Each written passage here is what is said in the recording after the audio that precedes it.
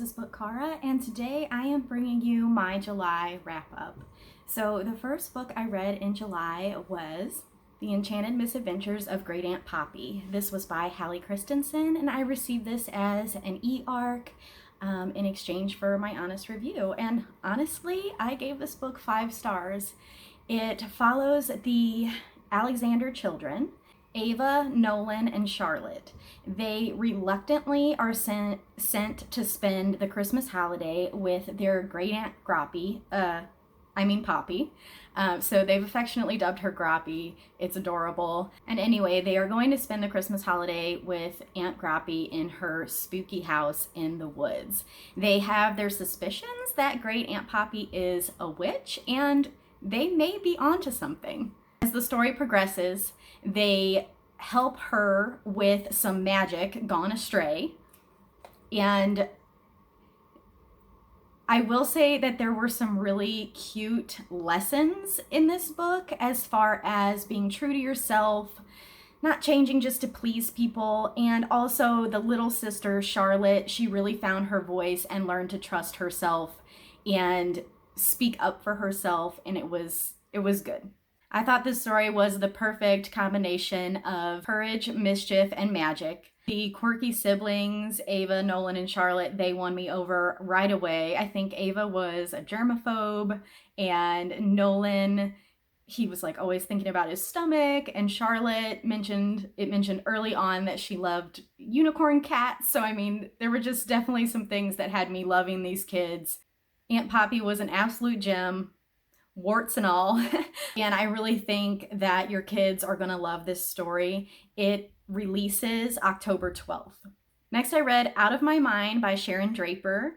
This was a middle grade book that came highly recommended by my daughter. I gave this one 5 stars. I think this was my favorite book this month. This follows an 11-year-old girl named Melody who was born with cerebral palsy.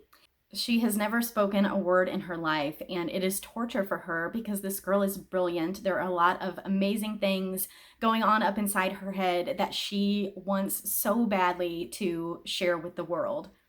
I would say this story is about her finding her voice, the people who help her find it, and the people who, because of their own ignorance, try to stand in her way. Like I said, I loved this book so much. Oddly, I think my favorite part about Out of My Mind was that the ending was not like the typical happy ending. Melody had a victory, like her own kind of victory, and I thought that was really, really cool. Again, I highly, highly recommend this book.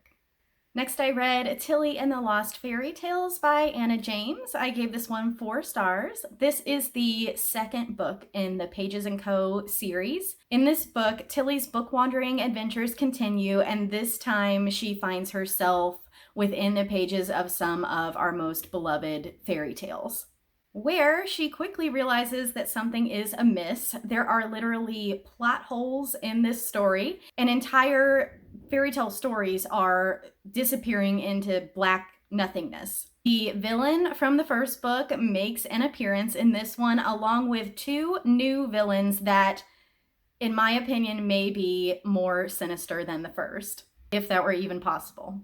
This book does end on somewhat of a cliffhanger and left me itching to pick up the 3rd book in the series, which is Tilly and the Map of Stories. And finally, we have Mansfield Park by Jane Austen. I did this one as a buddy read with Amy at A Star Reads.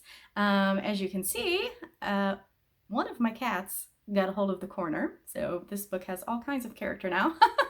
So this wound up being a reread for me. I forgot that I read it until I started reading it, and I was like, oh, I know this story. The first time around, I gave it 5 stars, and this time I only gave it 4. I am anxious to have my final discussion with Amy about this book because I was surprisingly underwhelmed when I finished it. So if you don't know, Mansfield Park is the story of Fanny Price. She is one of 9 children, and her mother and father are poor. So she is invited to go and stay with her aunt and Uncle Bertram, who are well off, at Mansfield Park.